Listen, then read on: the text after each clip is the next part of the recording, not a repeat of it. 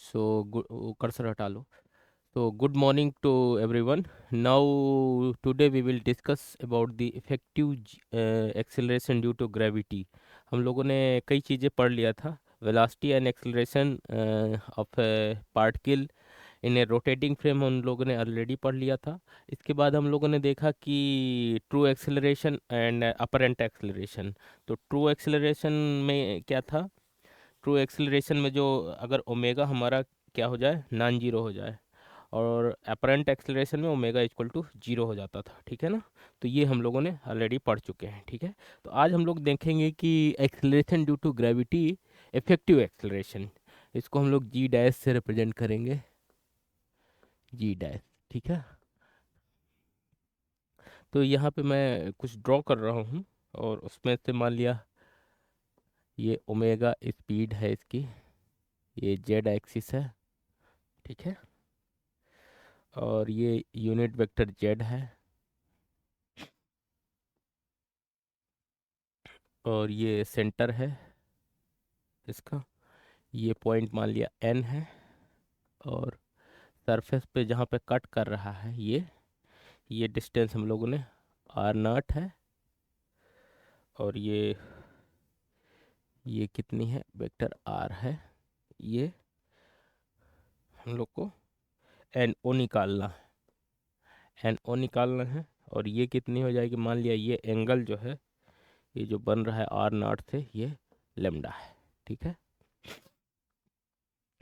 ये मान लिया पॉइंट ओ है जहाँ पे सरफेस है, सरफेस ऑफ द स्फीयर है. ठीक है.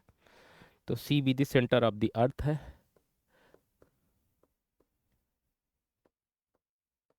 Centre of the earth. O क्या है, B A point on the earth surface पे है. सी ओ क्या है, आर नॉट सी ओ. ठीक है.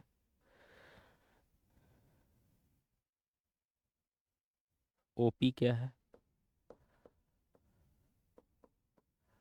Vector are.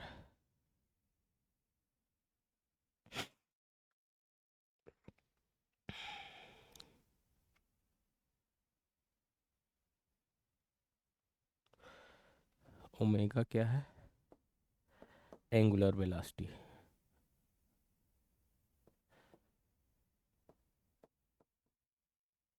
जिससे ये रोटेट कर रहा है. ठीक है. अब चलते हैं इसमें, पॉइंट देखते हैं.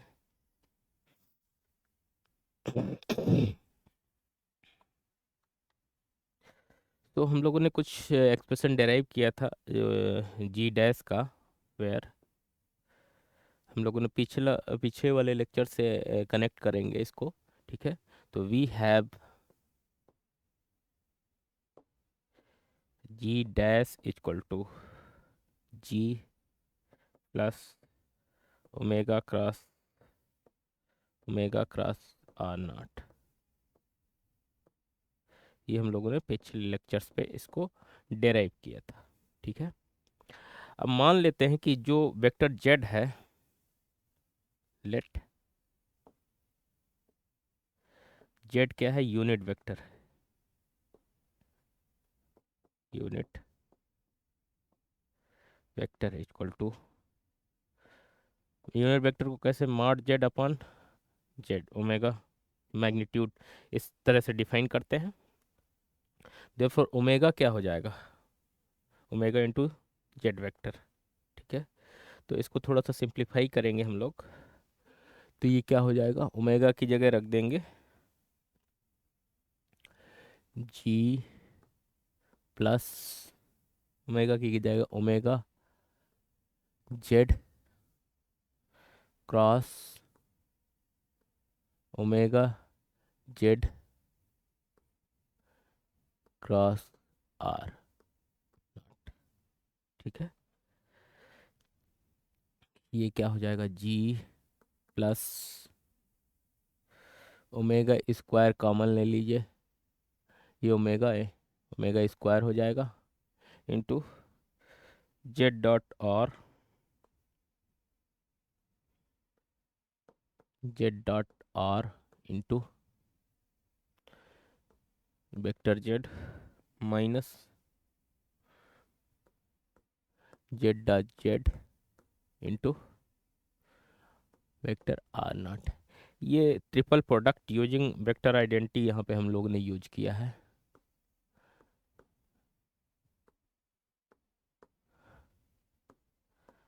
Using vector identity,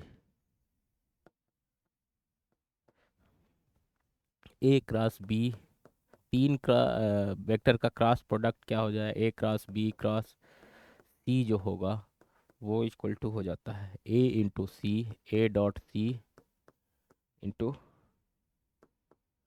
B minus A dot B into C. ठीक है, तो ये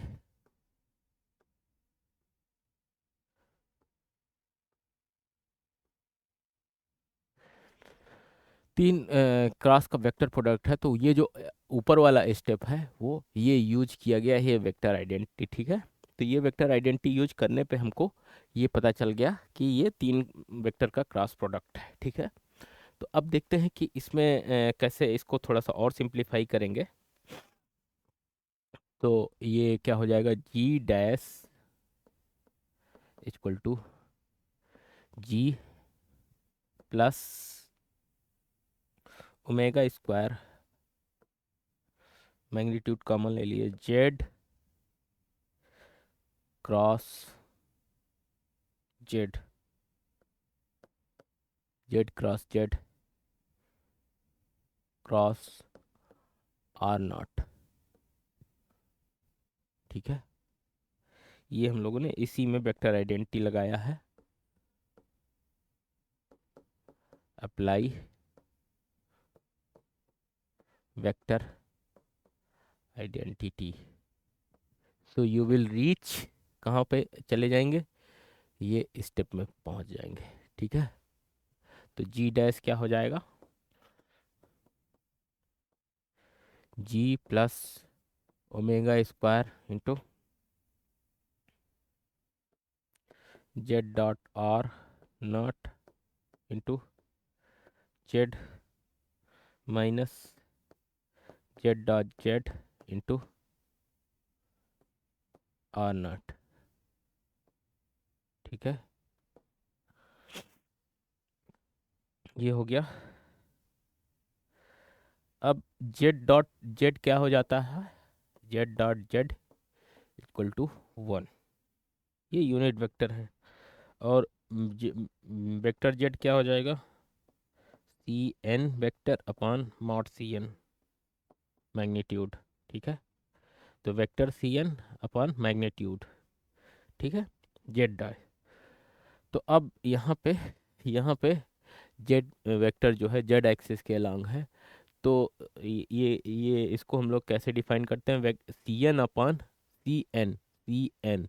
ठीक है, ये है सी एन, ये डिस्टेंस, तो सी एन अपॉन इसका जो मॉड होगा, तो यूनिट वेक्टर जेड क्या हो जाएगा, C N upon mod vector C N. ठीक है, तो ये क्या हो जाएगा, G dash equal to ji plus omega square into, ये क्या है, Z dot R,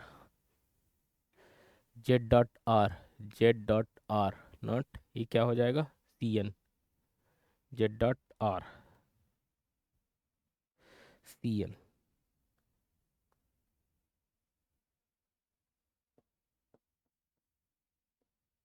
C N,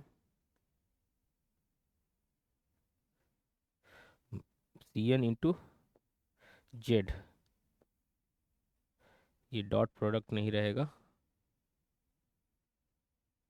C N into Z minus Z dot Z क्या हो जाएगा, 1 हो जाएगा, ये आर नॉट बचेगा। ठीक है, तो ये क्या बच गया, G plus omega square C N vector, ये एक तरीके का यूनिट वेक्टर है, ठीक है ना। C N into z vector, C N into z क्या हो जाएगा, ये मैग्नीट्यूड है, sorry, magnitude of c N into z, ठीक है ना। तो सी एन वेक्टर हो गया माइनस सी ओ, आर नॉट को हम लोगों ने क्या लिखा है यहाँ पे फिगर में, आर नॉट क्या है, सी ओ। तो अब नेक्स्ट पेज पे चलते हैं।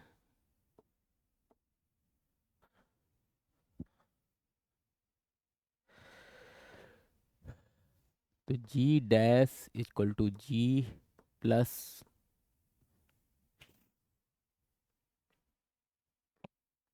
Omega square into C N minus सी ओ। अब अगर इसको हम लोग पहले ले लें सी ओ को, तो क्या हो जाएगा,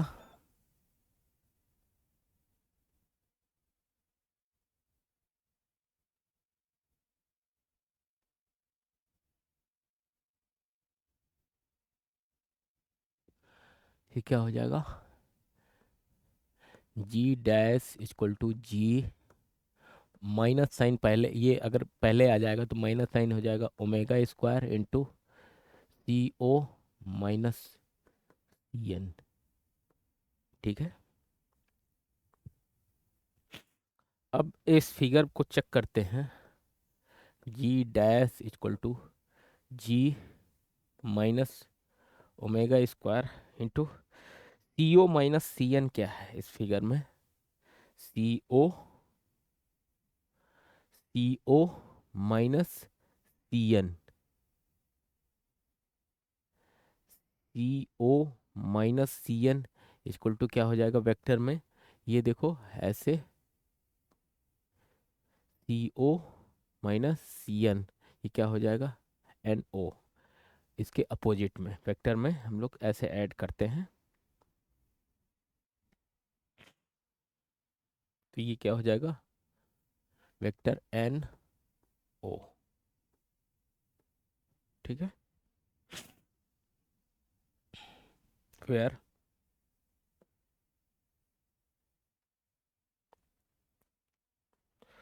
मॉड एन ओ क्या है,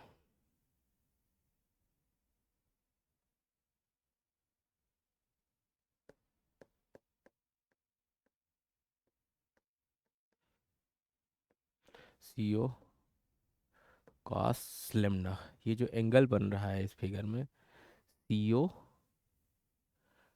सी ओ, ये एंगल क्या है, लेम्डा, ठीक है, सी ओ कॉस लेम्डा, ठीक है।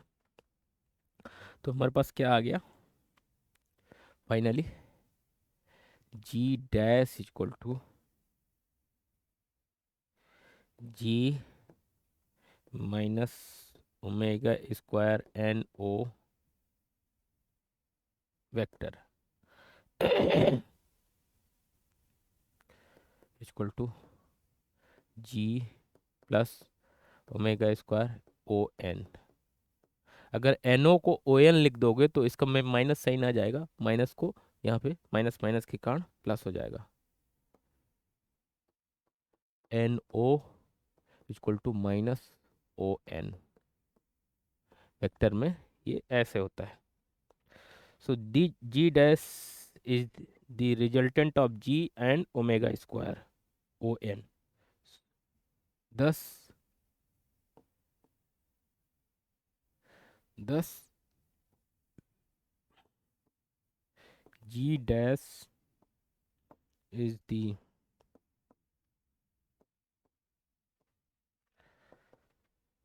Resultant of ji and omega square O N, ठीक है। The term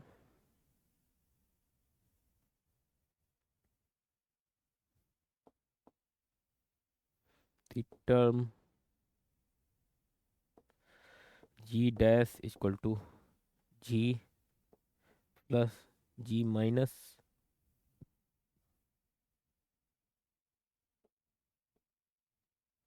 omega square omega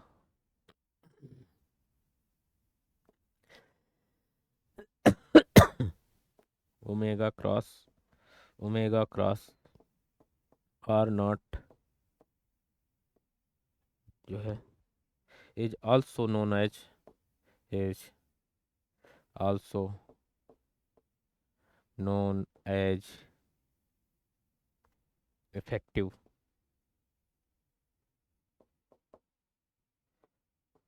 acceleration due to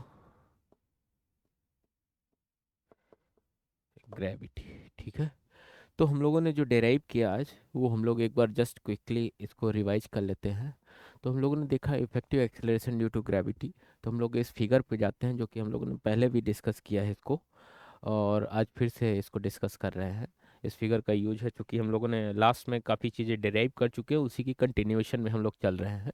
तो सी को मान लिया सेंटर ऑफ द अर्थ मान लेते हैं, ओ क्या है यहाँ पे point on the earth surface है, और इस डिस्टेंस को सी ओ को आर नॉट मान लेते हैं, वेक्टर आर नॉट, और ओ पी को वेक्टर आर मान लेते हैं, और हम लोग को एन ओ निकालना है।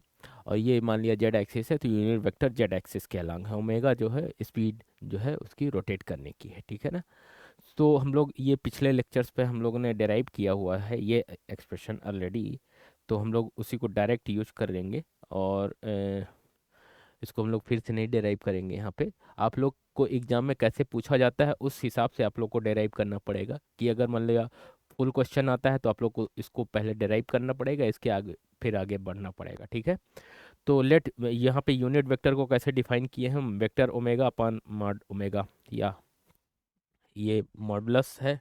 ठीक है, तो मॉडुलस को ना भी उस पे साइन क्या प्लस माइनस का साइन इफेक्ट चला जाता है। ठीक है ना, तो वेक्टर ओमेगा अपान ओमेगा भी लिख सकते हैं। ठीक है, तो ये आपके ऊपर है। ठीक है, तो अब नेक्स्ट चलते हैं। तो हम लोगों ने ये डिराइव कर लिया था, तो अब यूनिट वेक्टर की डेफिनेशन के हिसाब से इसमें पुट कर देंगे।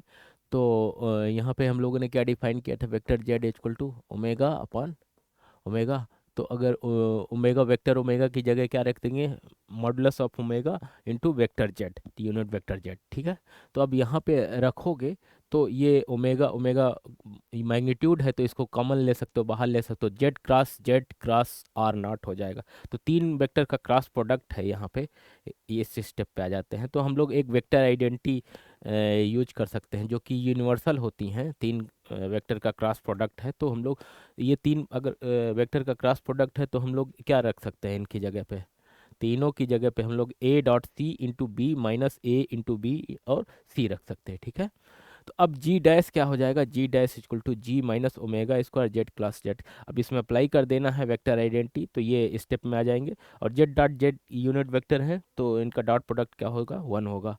और ये जो है जेड डॉट आर जो है ये क्या कहलाता है, सी एन इंटू जेड हो जाएगा। तो ये मतलब उसके यूनिट वेक्टर जेड के अलॉन्ग है। तो माइनस आर नॉट क्या है, आर नॉट सी ओ है। ठीक है ना, तो सी ओ सी एन माइनस सी ओ, आप क्या करेंगे, सी ओ को पहले ले लेंगे और सी एन को बाद में ले लेंगे। ठीक है ना, तो माइनस साइन पहले आ जाएगा। ठीक है ना यहाँ पे, तो ये स्टेप में आ जाएंगे। अब minus omega square into C O minus C N क्या है उस फिगर में, एन ओ है। ठीक है ना, तो फिर एन ओ क्या है, एन ओ क्या है, सी ओ कास लेमडा है। ठीक है, तो G dash vector G dash equal to ji minus omega square N O. ठीक है ना, अब माइनस एन ओ की जगह अगर ओ एल लिखोगे तो यहाँ पे प्लस साइन हो जाएगा। ठीक है, तो वेक्टर में, तो this is the resultant of ji and omega square O n. तो यहाँ पे दो टर्म आ रहे हैं, एक टर्म ये आ रहा है, एक टर्म जी आ रहा था। ठीक है, तो दो टर्म आ रहे हैं, तो first term g and second term omega square O n. So this is the resultant of g and omega square o n. So the term g dash g dash equal to g minus omega square omega, ये plus sign होगा यहाँ पे, g plus omega cross are naught is also known as effective acceleration due to, तो इसको just हम लोगों ने simplify किया हुआ है, ठीक है ना, इफेक्टिव एक्सेलरेशन के टर्म को। तो ये डिपेंड करता है कि आपको क्या पूछा जाता है आप लोग के एग्जाम में, तो उस हिसाब से आप लोग मॉडिफाई कर सकते हैं, ठीक है। तो आज हम लोग यहीं तक रखेंगे, नेक्स्ट लेक्चर पे हम लोग फिर से मिलते हैं और इसी के आगे कंटिन्यू करेंगे। So thank you so much, next lecture पे फिर मिलते हैं।